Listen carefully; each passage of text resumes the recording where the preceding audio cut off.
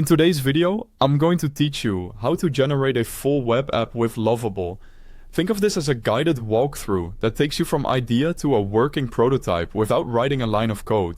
We'll start inside the Lovable dashboard, so go ahead and sign in and open your workspace. If it's your first time, just follow the on-screen prompts to get into a workspace.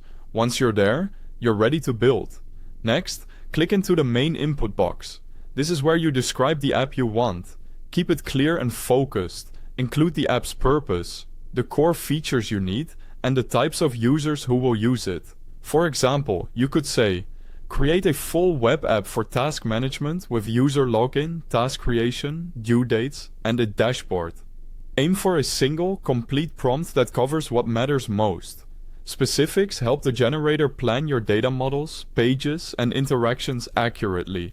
If you have reference materials, you can use attach to add documents or screenshots. And if you have a visual direction in mind, choose a theme to set the look and feel up front. Both of these are optional. Skipping them can speed up generation. When your prompt looks good, click the arrow button on the right side of the prompt box. Lovable will start planning and generating your app. This can take a moment as it assembles pages, backend logic, and data structures behind the scenes. While that runs, quick note. You'll find a link to the Lovable website at the very top of the description, so you can jump in right away.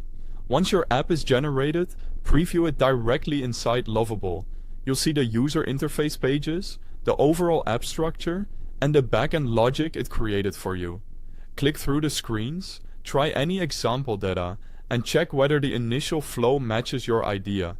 This first pass is your foundation. From here, refine with follow-up prompts.